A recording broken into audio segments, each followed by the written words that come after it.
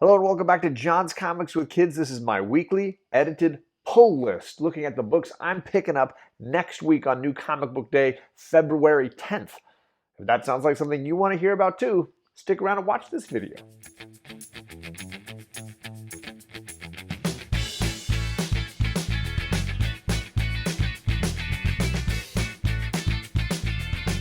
It's Thursday again, so the pull list is back, and I'm sporting my Comics for Cheap swag because this show is near mint AF. And if you don't know James over at Comics for Cheap, you should check out his YouTube and his Instagram. I've bought books from him in the past. He's hilarious. He's just started doing more YouTube content, so shout out to you, James. And my buddy Justin from Comic Talks is over there a bunch as well. They team up as a villain duo. So I got an awesome new shirt, and we're talking books, new comic book day books for February 10th. Here it is Thursday. We're looking ahead at next Wednesday to see what's coming out. There's a ton of books, so let's dive right in. It's a lighter week, thank goodness, because I've had 2 weeks in a row of double-digit pickups, a ton of books that I've been buying, way too many books. So this week I'm happy to be back in single digits.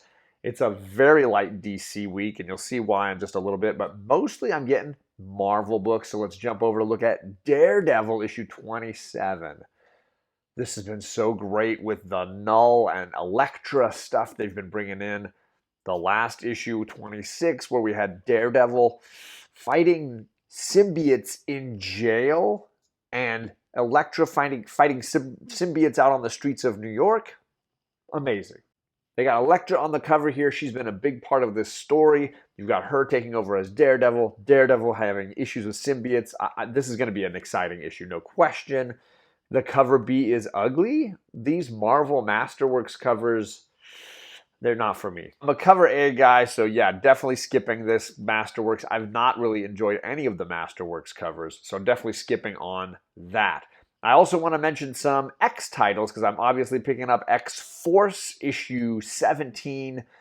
This story looks like it's going to have to do with the character Quentin, who has had some issues in the X of Swords. I'm curious to see what happens with him now. X-Force has always been an exciting read, so I'm definitely looking forward to it. This cover is very funny. Definitely made me giggle looking at it, so I'm curious and excited for this issue 16. I didn't see a lot of variants for this. So we might just be in the middle of a story arc, so sometimes Marvel doesn't go nuts with all those variants. So this is X-Force 17, definitely a green light. Then there's Excalibur 18. I really did not like issue 17. I think this has been one of the most confusing books. I don't think they explain things very well. So overall, I'm not enjoying. I think it's Trini Howard, the writer. She's not doing it for me. So I'm done with this book. I threw it up here just to let you know this has gone from green light to pass for me. So those of you that are loving it, please explain to me what's going on because I am lost. Sometimes Betsy Braddock's alive, sometimes she's dead, sometimes she's a part of the team, sometimes she's not. They're not explaining any of this very well to me. And I've been reading pretty much everything, so if I can't get it, they're blowing it. That's just my personal opinion. And I'm not going to hang around for that and give them my $5 each week. So pass now on Excalibur 18. Green light on Sword issue 3. I've been really enjoying that. King in Black involved. This is the satellite above Earth watching out for Earth, but when you have Earth wrapped in a null cocoon, how is Sword going to respond? I enjoyed the first 2 issues of this new book, so I'm excited for this. This is going to be something fun. Another King in Black tie-in with our mutants. So yeah, definitely grabbing Sword issue 3. Then we've got Eternals issue 2. I really liked issue 1. Now, I mean, I'm predisposed. It's got the writing of Kieran Gillen. It's got the art from the God of Thunder, Jason Aaron run Esad Ribic. So this has got a lot of things I really like going for it. They introduced Thanos at the end as the big bad in this first story arc. I like all of that. I am totally in. I know it's something of a money grab. Marvel's throwing a ton of money out there, a ton of covers. I don't care if it's good, right? Like, so this was an enjoyable issue 1, and I'm excited for more from these creators. So this is a definite green light for now. I mean, this creative team, Gillen and Ribic, I'm in. I'm all good. I'm all good on this. So this is Eternals issue 2. And that's all of my green lights at Marvel. I've got one more yellow light that is probably going to be a green light. This is King in Black Thunderbolts issue 2. I skipped issue 1 because I was buying too much that week, but everybody told me, big mistake, John. You should have got it. These are the villains with Kingpin uniting against the symbiotes. We've got Taskmaster and Rhino and a bunch of great Spider-Man, Daredevil villains all kind of going after the symbiotes. Sounds like they're connecting into the Ravencroft stuff, which I'm just starting to read. So this could be a really great tie-in. I heard issue 1 was great, like I said, so I've got my LCS pulling that for me, and then I'm going to grab issue 2 with it to get all caught up on King in Black Thunderbolts. So if you missed it, it might be a fun look at what are the villains doing during the Null invasion. And that's it at Marvel. I got 5 green lights, if I get that Thunderbolts. So let's see what's going on over at DC. I know there's a bunch of DC Future State fans now, and I'm very happy to hear that. I've been overall kind of underwhelmed by it. There's been a few that I really loved, like Wonder Woman. I gave Justice League a shot, and that's my only yellow light this week is Justice League Future State issue 2. I was underwhelmed by the first Justice League. I wanted more from it. It felt a little bit boring, a little bit flat. I'm going to glance at issue 2, but it might be a pass for me. I like the cast, the characters they've got as this new Justice League, but they're not using all of them really well. So for me, some people just can't write a really good team book. I know that people have said that about Donny Cates in the past. So for me, this might just be a pass, and I save my money and spend it on an indie instead. So this is my only DC book that I even looked at, Justice League Future State issue 2. I'm going to pass on all the rest, and I just didn't see anything that was really getting me pumped or excited for reading. So let's look at some indies, because I got a few to look at over there. I got 4 green light indies that I'm telling you about today. We're going to start at Image with a book called Radiant Black, and it's an issue number 1. I love good Image, Boom Studios, Aftershock number 1s. It's a good way to try out, test drive a new story.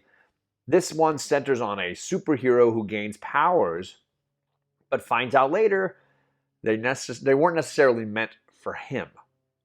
So then it leads to some struggles with the true hero, and it's sort of going to be a sideways look at the superhero mythology.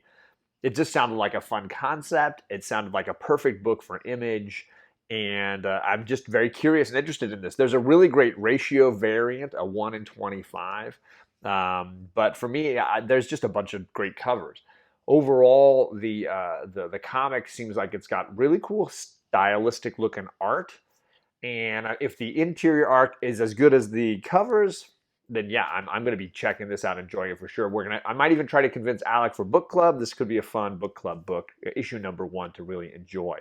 So this is Radiant Black, issue 1. I'm not familiar with the talent behind it, but the concept, Image 1, great covers. Yeah, I'm probably going to be grabbing Radiant Black. That's it at Image. Let's go to Boom Studios, because I got Origins, issue 4. This has been really cool. Issue 3 was this amazing info dump where they just gave us a ton of information on this post-apocalyptic future where a robot has cloned the last living human in order to sort of save the human race. The robot gave him all his old memories, so now he's completely caught up, and they've got a task ahead of them. And this has been a really cool book. For those that have missed out on it, this is just issue 4. You could probably catch up. Not a lot of people are talking about it. The artwork is really unique, and the plot is really well laid out. The writing is my favorite part. And each issue is built on its previous issue really well. There's only going to be 6 total, so you might want to wait for the trade and just snag this in trade.